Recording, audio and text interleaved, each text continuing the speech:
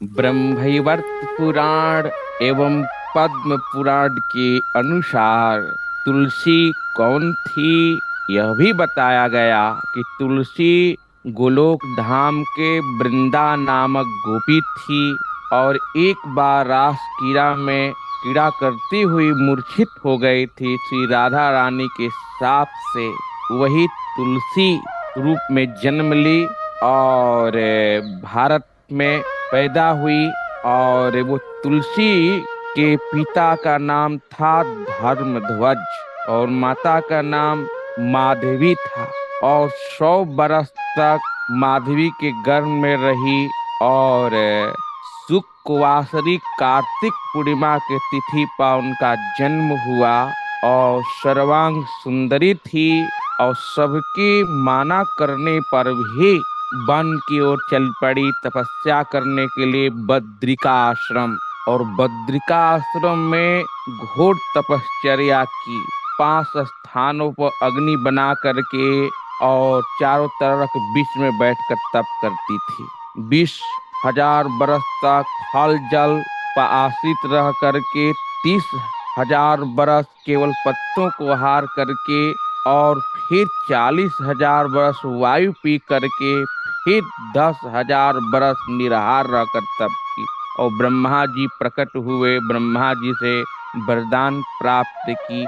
इसी प्रकार जो शंख चूर्ण है उसका दूसरा नाम था जालंधर। शंकर जी के कोप से समुद्र में छोड़ा गया और गंगा सागर में माता गंगा के गर्भ से सागर के द्वारा उत्पन्न हुआ।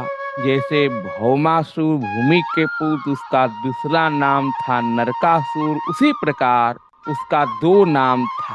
तो सागर के द्वारा उत्पन्न होने के कारण जालंधर कहाया और दूसरा उसका नाम शंखचूर्ण था। और वो शंखचूर्ण भी अपराध किया था। एक बार भगवान श्री कृष्ण बिरजा के साथ क्रीड़ा कर रहे थे। उस समय राधा जी एकांत में देखी श्याम सुंदर अंतर्हित हो गए और बिरजा नदी के रूप में परिणित हो गई। और राधा रानी श्री कृष्ण को कुछ बोलने लगी और उसके बदले में भी बोलने लगा।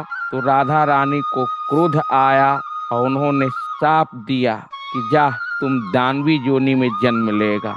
और 1 लाख सखियों के द्वारा निकासित किए जाने लगा, रोने लगा। फिर करुणामयी राधा रानी को दया आ गई और फिर रोकने लगी। तो भगवान ने कहा कि आप तो श्राप दे चुकी, अब इसे जाने दीजिए। एक गोलोक का आधा क्षण एक मनवंतर में ये लौट आएगा और मेरे पास फिर आ जाएगा। इस प्रकार जब जलंधर ने जवान हुआ, उससे पहले जलचरों को खा जाता, फिर इसके बाद युवावस्था प्राप्त किया और युवावस्था के बाद समस्त विश्व को अपने हाथ में काबू कर लिया।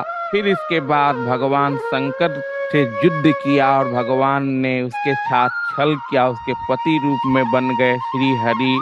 और इसके बाद तुलसी जो पता चला तो साप दी तो शालिग्राम पत्थर के रूप में हो गए और तुलसी के केस वृक्ष रूप में परिणित हो गए। उसके जो अंग थे गंडकी नदी के रूप में परिणित हो गए।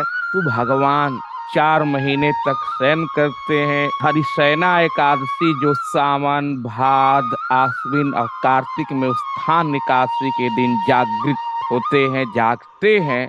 उसी दिन उनकी विवाह हुआ था, तुलसी विवाह के नाम से जाना जाता है। तो आज का ये महत्व